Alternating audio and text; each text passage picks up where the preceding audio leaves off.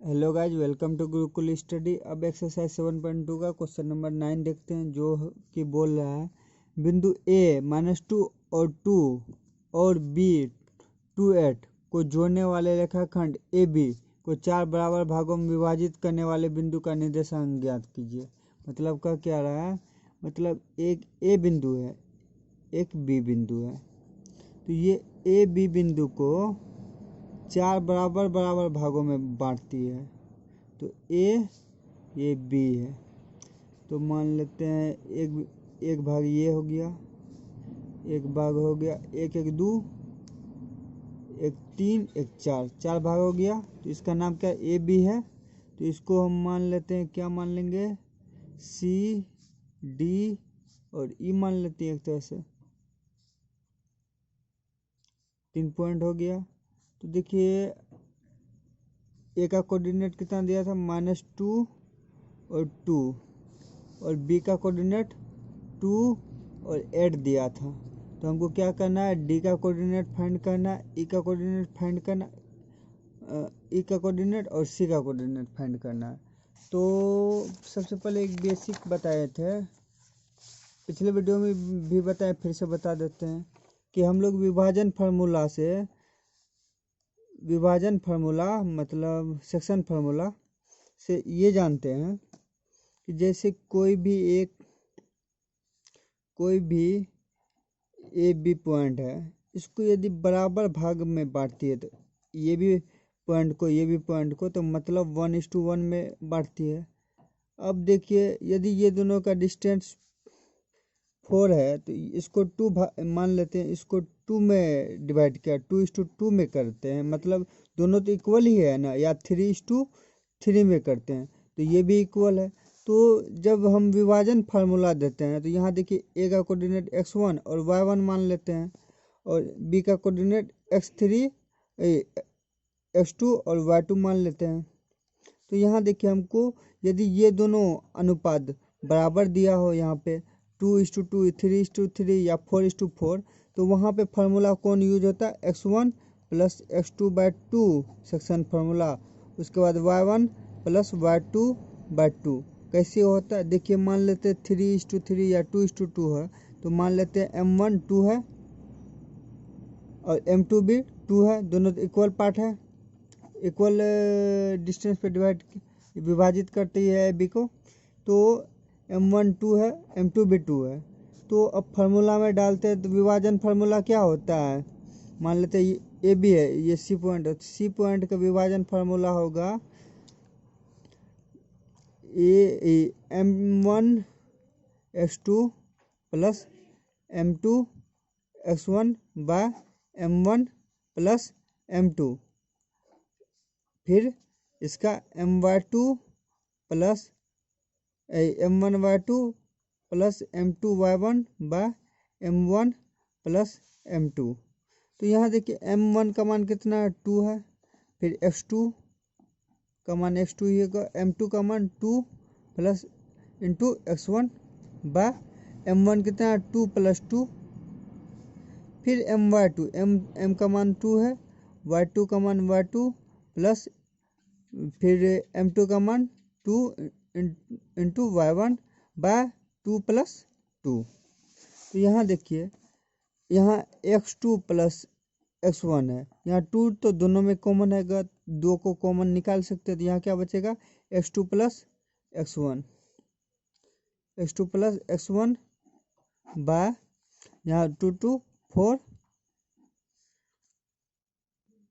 4, फिर यहाँ पर 2, फिर यहाँ भी कॉमन लेंगे, दोनों में कॉमन है 2, तो 2 कॉमन लिए, तो यहाँ y2 + y1/4, तो यहाँ 2:2 2 × 4, फिर 2 × 4, तो 2 बार में डिवाइड हो गया, तो x2 + x1 को x2 + x1/2 + y2 + y1/2, तो इसको हम लिख सकते हैं x1 + x2/2, फिर y1 + y2/2, ये लिख दिए। तो यही फार्मूला जब बराबर भाग में डिवाइड करती है, तो हमको ये फार्मूला यूज करना है, विभाजन फार्मूला x1 प्लस x2/2, फिर y1 प्लस y2/2।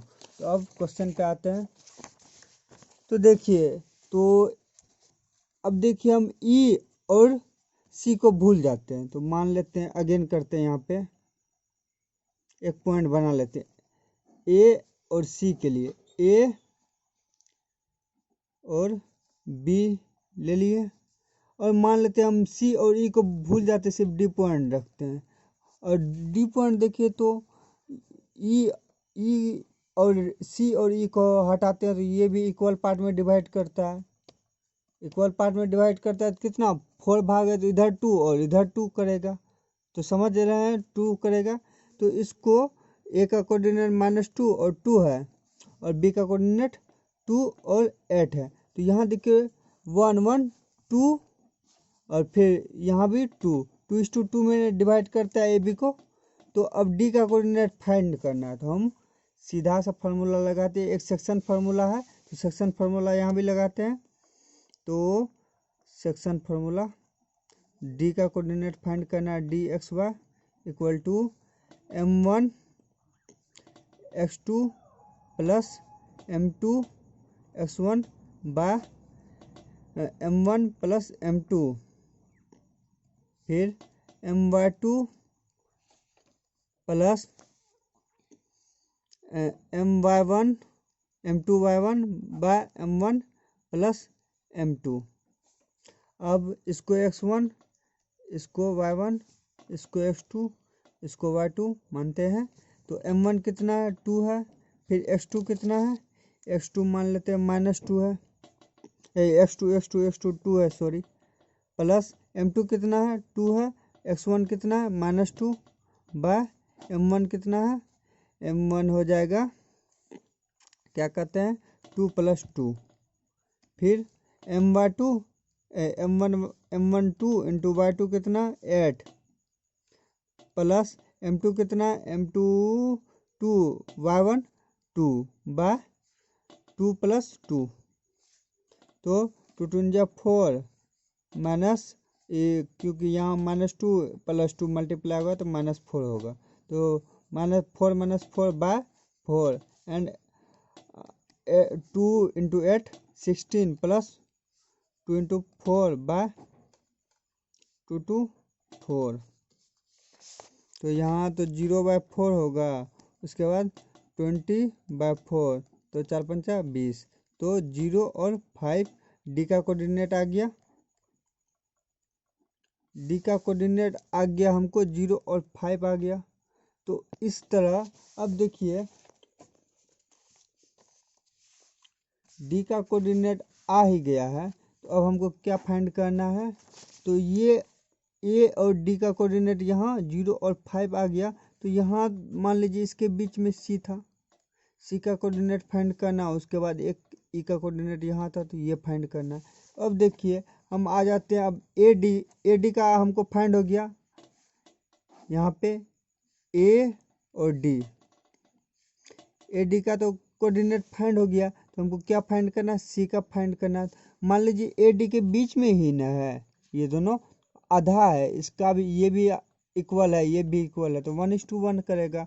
तो हम ए का कितना है, -2 और +2, और डी का कोऑर्डिनेट कितना था, डी का कोऑर्डिनेट अभी निकाले हैं, 0 5 है, 0 5 कर देते हैं। तो सी का कोऑर्डिनेट क्या निकालना है, सी का कोऑर्डिनेट डायरेक्ट निकाल लेंगे, 1:1 इक्वल डिवाइड है, तो सीधा सा फार्मूला लगाते हैं, section formula CXY equal to x1 plus x2/2 y1 plus y2/2, ये फार्मूला लगाएंगे। उसके बाद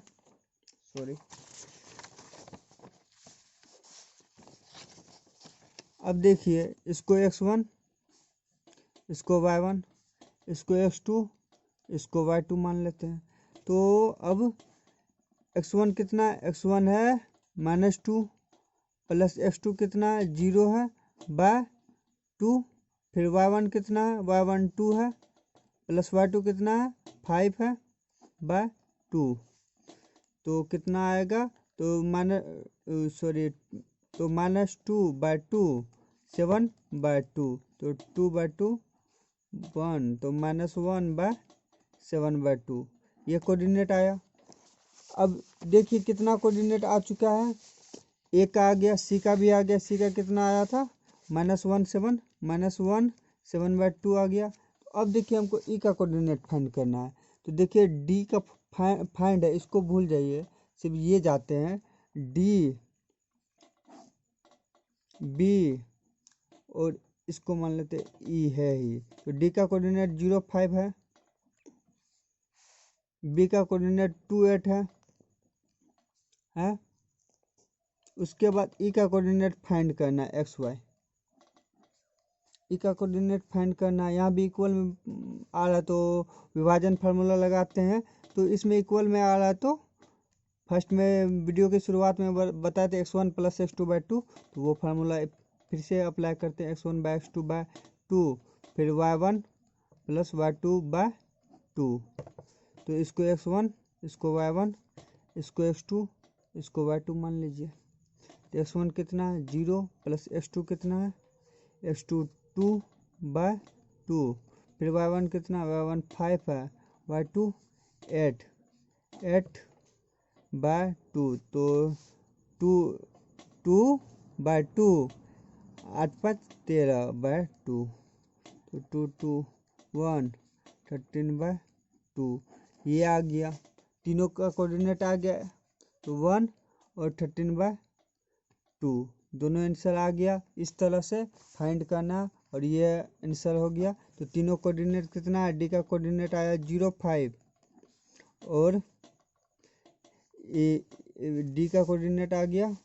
उसके बाद सी का कोऑर्डिनेट आया था -1 7/2 और ई का कोऑर्डिनेट 1 और 13/2 ये आया हम लोग का final answer. Thank you friend, video पसंद आया लाइक एंड शेयर कीजिए।